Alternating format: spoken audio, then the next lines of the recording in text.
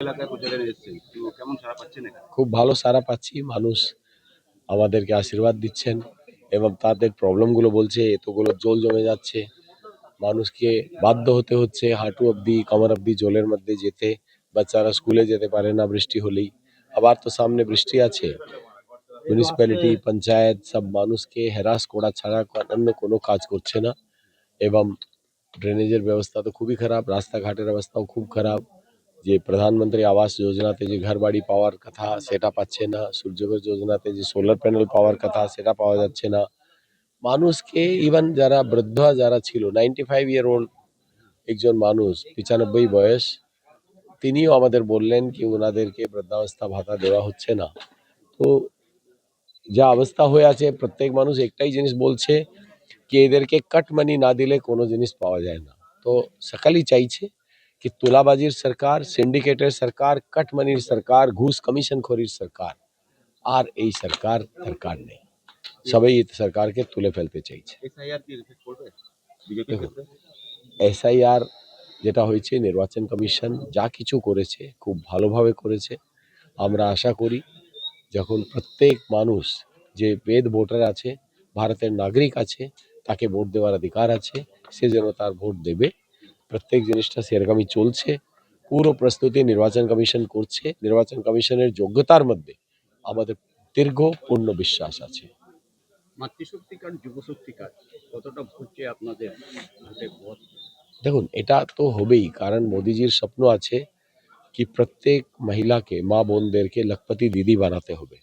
তো যখন অবধি লখপতি দিদি স্বপ্নটা আমরা পুরো না করতে পারবো, তখন 3000 টাকা অন্নপূর্ণা ভান্ডার থেকে দেওয়া হবে। এবং আমরা আসার সঙ্গে সঙ্গে যে শূন্য পদ আছে তার সূচনা করা হবে এবং 5 বছরের মধ্যে 1 কোটি কর্মসংস্থান আরও তৈরি করা হবে। যখন অবধি এটা আমরা না করতে পারছি, তখন অবধি 3000 টাকা বাচ্চাদেরকে যুবা শক্তি স্কিম থেকে পয়সা দেওয়া হবে প্রত্যেক মাসে।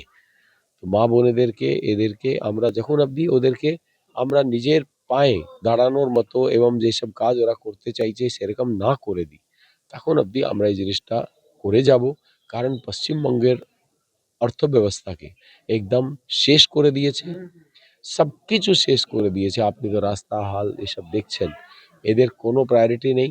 শুধু তুলাবাজি, কমিশন এবং কেন্দ্র সরকারের যে পয়সা আসে সেটাও কিভাবে খেয়ে নেবে তার ব্যবস্থার মধ্যে এরা লেগে আছে। আরও এখানে সব ফ্যাক্টরিগুলোকে বন্ধ করে দেওয়া হয়েছে। এখানেও যে প্রাইভেট সেক্টরেও কর্মসংস্থান ছিল সেটাও নষ্ট হয়ে গেছে। সিক করে তাদেরকে স্ক্র্যাপ করে দিচ্ছে মেশিনগুলোকে।